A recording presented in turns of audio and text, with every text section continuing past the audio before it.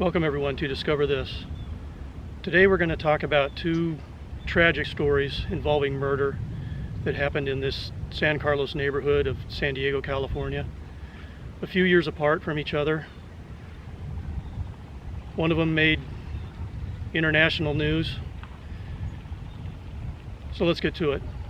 In February 1975, 18-year-old Daniel Allat was a senior here at Patrick Henry High School in the San Carlos area of San Diego. He was mostly a straight A student, maybe a couple B's, and he was on the football team. Daniel was also an Eagle Scout, and by all accounts, a good kid, no trouble, a nice, quiet, polite young man according to the neighbors. He had just been accepted to UCLA. On the night of February 21st, 1975, Daniel Allat went to a neighborhood party. Left at home here on Lake Bend Avenue in the San Carlos area of San Diego were his father William, his mother Maxine, his older sister Nancy, and his younger brother Gary. Sometime after 11 p.m., some say it was after midnight, Daniel came home from the party and he attacked his father using his Boy Scout hatchet, chopping and slashing at his father, killing him and leaving him lying next to the parents' bed. Daniel then attacked his mother, who was in the bed, chopping and slashing her with his hatchet until she was dead. Daniel then went to his sister's room and did the same to her, killing his sister. He then caught up with his brother Gary, who appeared to be trying to run out of the house, and attacked him with the hatchet. Daniel then lit the house on fire and calmly got into the family's 1974 Ford and drove back to the party. Shortly after, the fire department arrived and found the bodies, with Gary being just inside the front door in the hallway. Daniel arrived back home as the firefighters were putting out the fire and police were investigating the bodies found in the house. All the Allstatts had wounds around their heads and necks, including Gary. The wounds were consistent with being attacked with a hatchet or axe. The thing is, Gary was still alive, although severely injured. Daniel was arrested and the Boy Scout hatchet was taken as evidence. Gary would end up being paralyzed for life. So Daniel went to court and the jury ultimately convicted him of first-degree murder of his father and mother and of involuntary manslaughter of his sister. He was also convicted of arson, but the jury acquitted him of assault with a deadly weapon on his brother.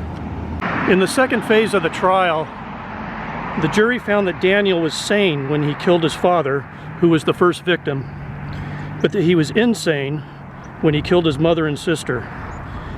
Daniel's defense was that he snapped under the pressure of an overbearing and demanding father. Daniel was sentenced to life in prison.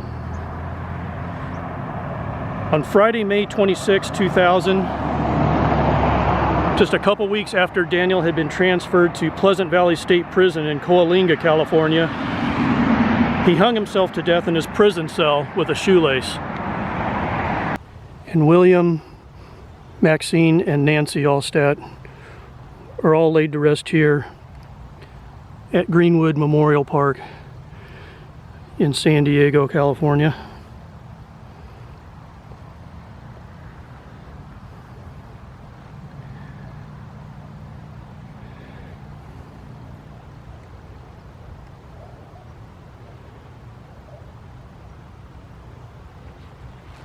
So that's the story of Daniel Allat and what he did to his family.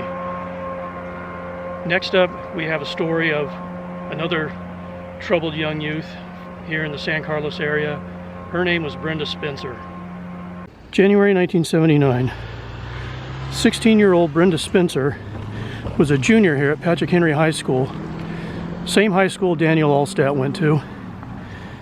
She did not enjoy school at all. She wasn't getting good grades, and she was truant most of the time. Monday, January 29th, 1979 started as a normal day at the Spencer household. Dad Wallace, or Wally, had left for work, and her older brother Scott, who had recently moved back home, had left for the day too. Brenda was home alone and she decided she wasn't going to school that day. Nothing unusual there apparently, but from her bedroom window she was watching the children arrive at Grover Cleveland Elementary School. directly across the street from her house. Her father had given her a .22 caliber rifle for Christmas, and Brenda took the rifle from her bed and started shooting at the children on the playground and in other areas. The adults on the scene at the school started moving the children to safer areas, but the shots still came. Principal Burton Ragg was trying to shelter some children when he was shot in the heart. Custodian Mike Sukar, who was pulling students to safety, tried pulling the still alive principal out of the line of fire when he was shot and killed. Principal Ragg soon died. Police started arriving, and the first officer on the scene, San Diego Police Officer Robert Robb, was shot in the neck and lay wounded on the ground. Other police commandeered a garbage truck and positioned it to block the shots to get everyone to safety. And you can see in this photo here how they configured that. Now, neighbors were evacuated to this area here, and it was also a police staging area. These homes along here weren't here at the time. This is all part of that new development on the school grounds. But these apartments that are back in there and across the street were all still here at the time. This is on Lake Ashmere and Lake Atlan, so again, about 6 or so houses away from the Spencer house. At this intersection here, this is one of the places where the SWAT team staged, and the Spencer house is about 7 or 8 houses down.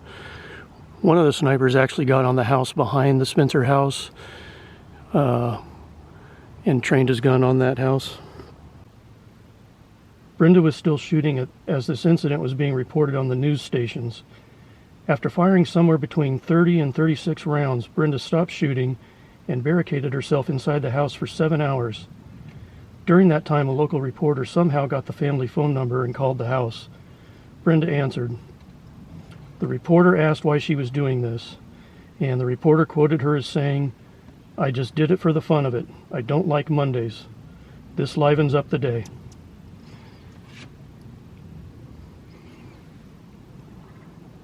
After about 7 hours, Brenda gave up and came out. She laid the rifle down in the driveway, and police arrested her and took her downtown to police headquarters. Now, we're standing in front of the Spencer house now, and the entry to the school would have been right here, kind of where that car and the fire hydrant are. And you can see in these older photos, but you know, they've developed this area across the street that was the school grounds.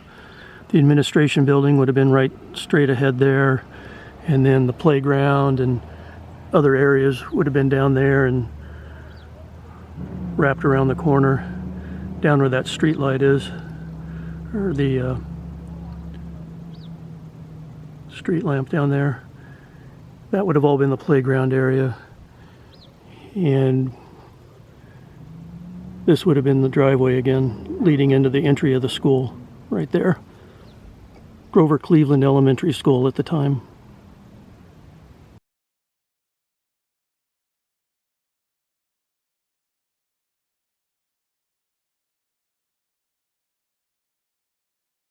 Brenda Spencer has had a number of parole hearings, and parole was denied in each case.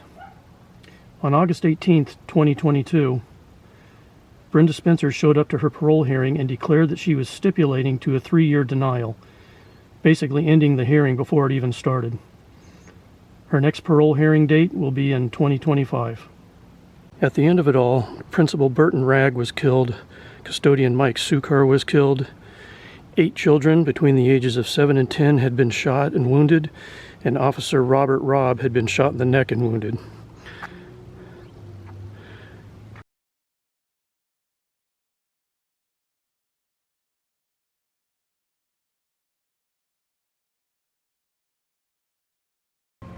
So that's going to do it, ladies and gentlemen, for this episode, 2 tragic tales of murder. Now, when Brenda Spencer's crimes hit the news, it made not only national news but international news.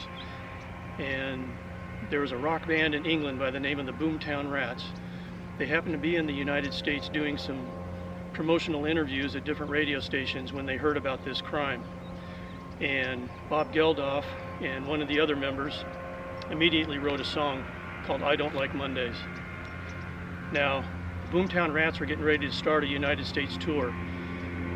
And as a matter of fact, 1 month after these murders by Brenda Spencer, the Boomtown Rats started the United States tour in San Diego.